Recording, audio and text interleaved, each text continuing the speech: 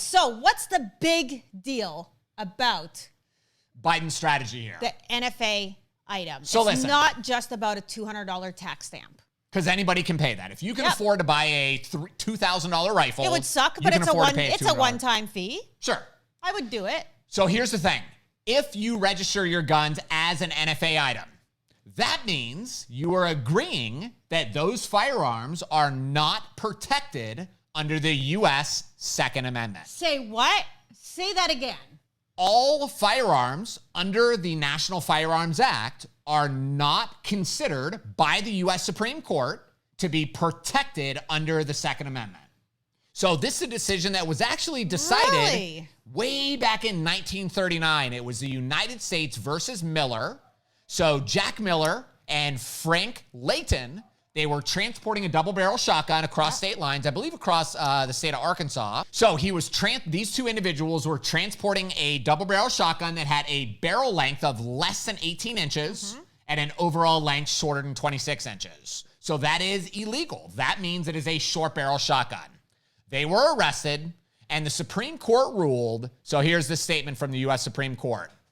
The U.S. Supreme Court ruled that a short-barrel shotgun was not protected under the Second Amendment because it did not have a reasonable relationship to the preservation or efficiency of a well-regulated militia, and therefore was not protected under the Second Amendment. Okay, so what you're saying here now is anything that's registered as an NFA item, it's not protected under the Second Amendment. So if they say you got 2 years, that's what they did in Canada, you've got 2 years to either... No, slow down. So after the shooting that happened, where did that happen at?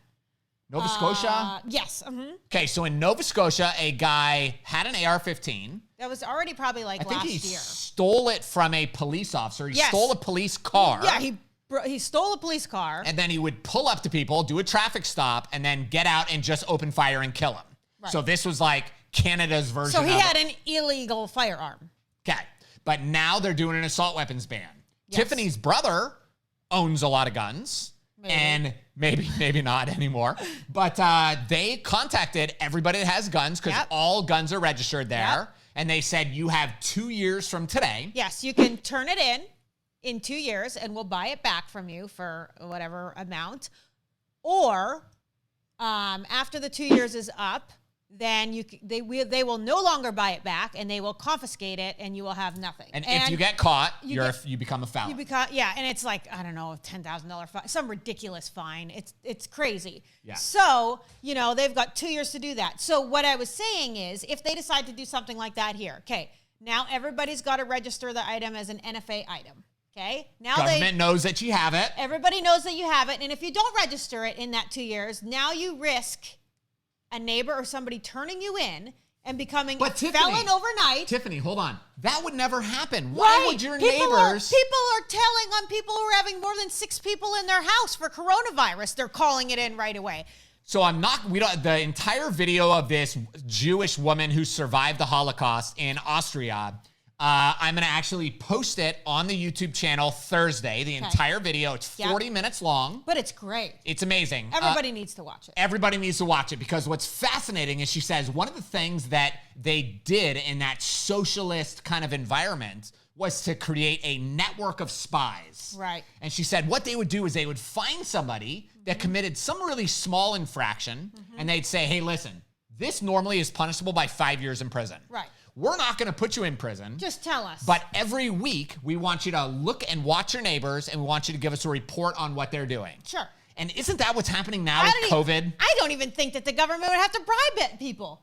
People would gladly turn you in if they knew that you had an AR-15. Like, that's what it's become. Yeah. I've never heard of this happening, but allegedly, ATF will show up at people's doors, and they will say, hey, listen, you've got this belt-fed machine gun. Yep. You've got an M60. We want to see it. Yeah. We want to make sure that you still have it and that you didn't sell it. You didn't sell it to like some criminal or whatever. Not transfer it properly. So they're going to see your gun. They want to see your gun and your tax stamp.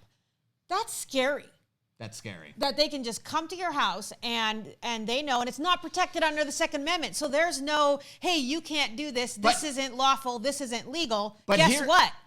Here's what a lot of people are probably thinking on here. they're probably thinking, Tiffany, the federal courts are going to be the ones to actually protect us. The federal courts are never going to allow a gun grab like this. And I hear from people all the time, the police are never going to go door to door and take guns.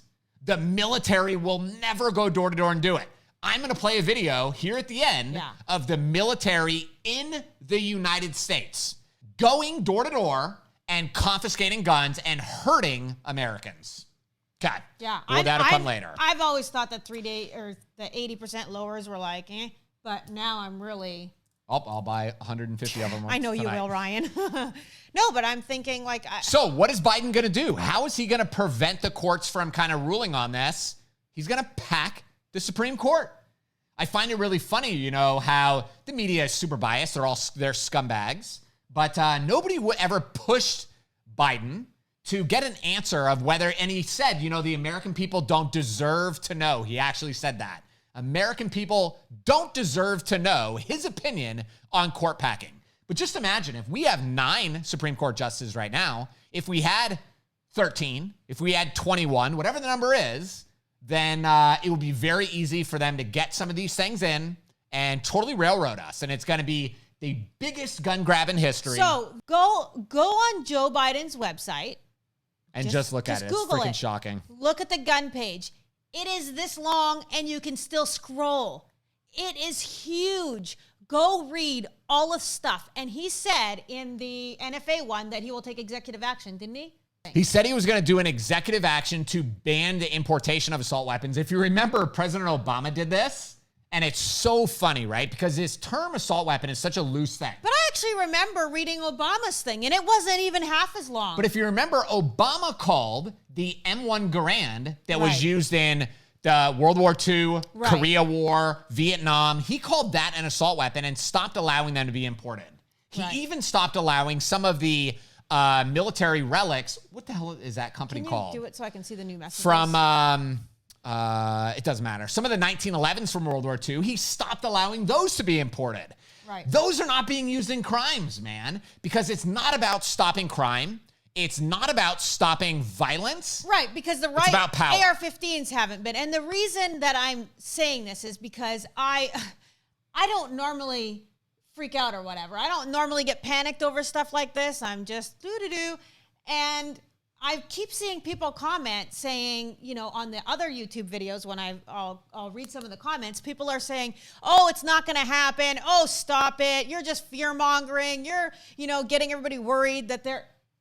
Guys, it's slowly happening. It's not going to happen overnight, but it's been shaving away. This Biden page has the most gun control proposals than any other Democratic president, I think, ever.